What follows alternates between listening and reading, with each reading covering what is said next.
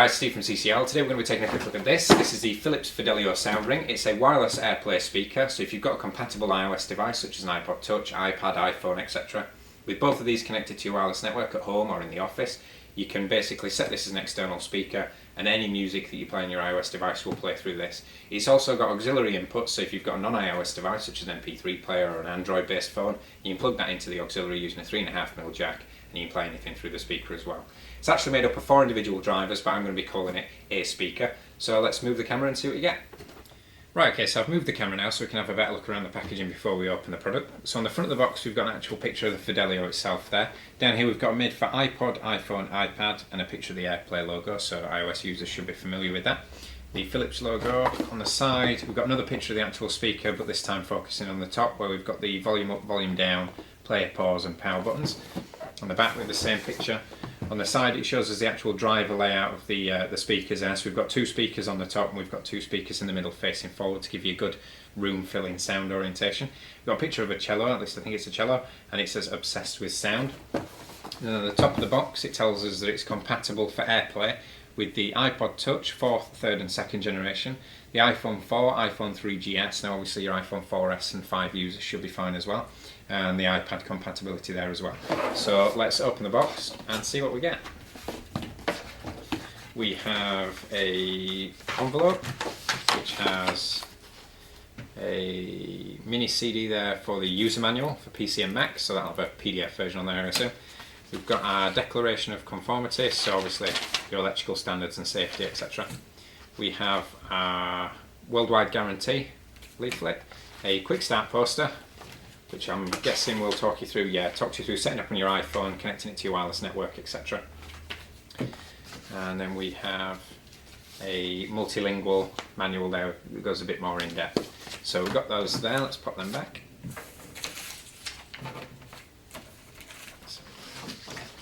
Those back in there, put that to one side.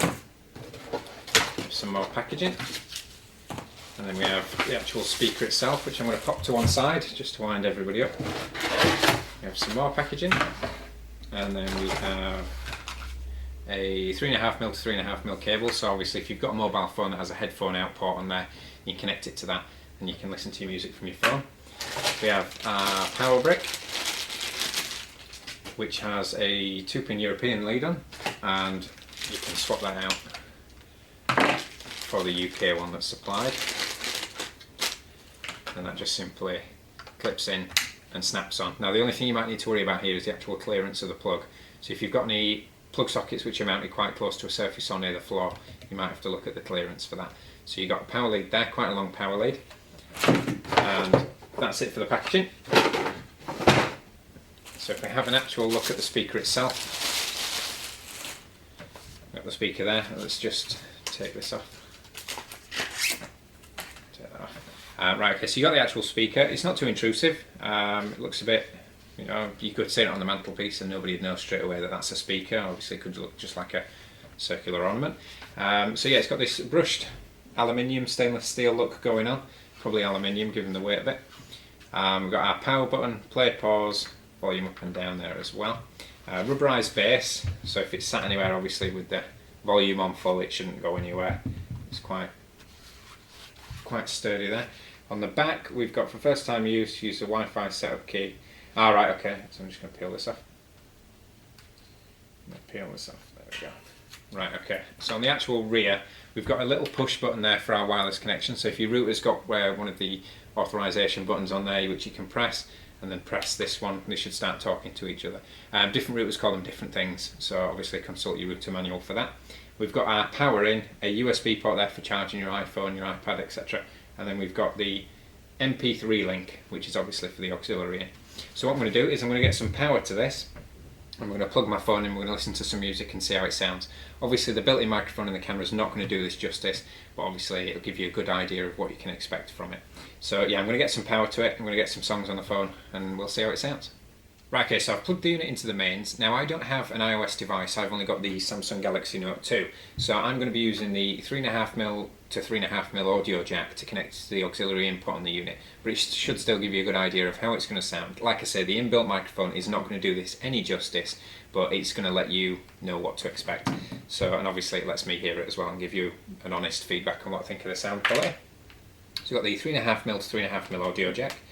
So I'm going to plug one end into the headphone socket, one end into the back of the speaker, and obviously my phone's picked up that I've plugged some headphones in, so it's taken me straight to the music options. And what are we going to listen to? I'm a bit of a Foo Fighters fan. I say I'm a bit of a Foo Fighters fan. I'm quite a Foo Fighters fan. So let's have a listen to some Foos. I would ask you what you want to listen to, but it's pre-recorded, so I can't. So we're going to listen to what I want to listen to. So let's go for a nice slow, mellow song. I've got the volume at 50%. We'll turn the volume all the way up on this.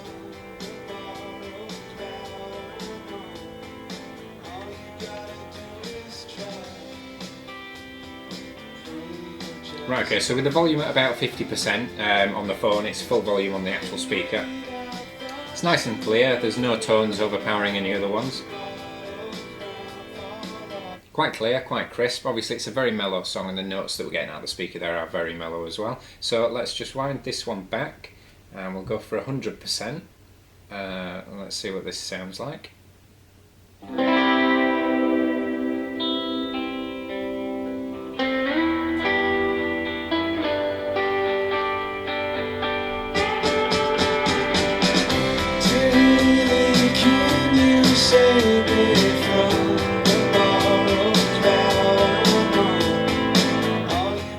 Right, okay, so with the unit at 100% volume then, there definitely was a distinct difference. I'd probably say that this speaker comes into its own at mid to high volumes.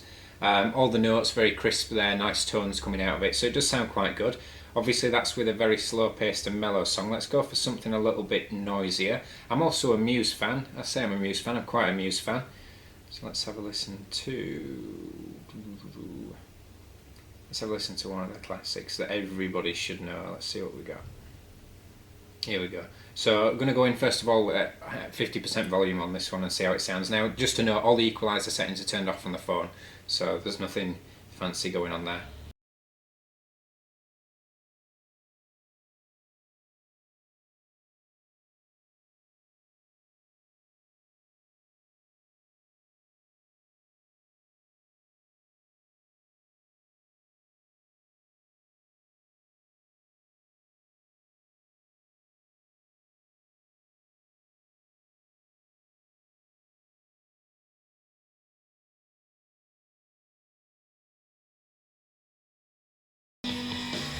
Right, okay, so at 50% volume again, that sounded okay. It is a little bit quiet, but then again it's turned down.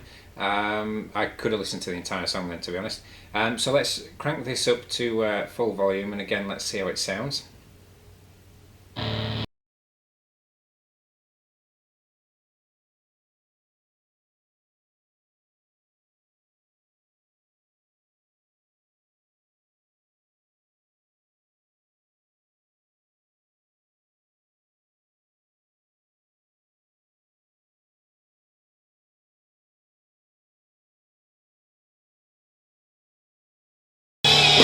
Sorry, I could sit there and listen to the full song.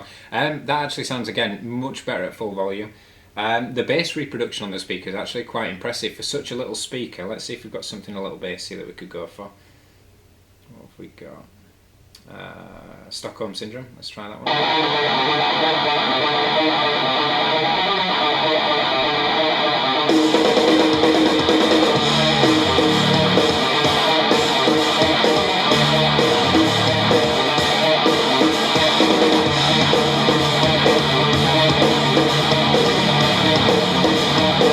So yeah, Stockholm Syndrome by Muse there. Again, the bass reproduction on it is really impressive for such a little speaker. I mean, it doesn't have a dedicated subwoofer in there, it's got just the 4 individual drivers, but it does have a bass part at the top of the ring there, which is definitely helping with the bass production.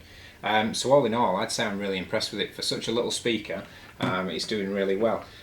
Pretty much that's all I can say about the unit. Obviously, if you've got an AirPlay device and you connect this to your wireless router, then you can obviously do it without the wires. And if you don't have an AirPlay device, or a friend comes round or you want to plug something else into it, you do have the option with the auxiliary input as well, which you don't have with a lot of AirPlay dedicated speakers. So yeah, all in all, that's pretty much all I can say about the speaker. My name's Steve. Thanks for watching.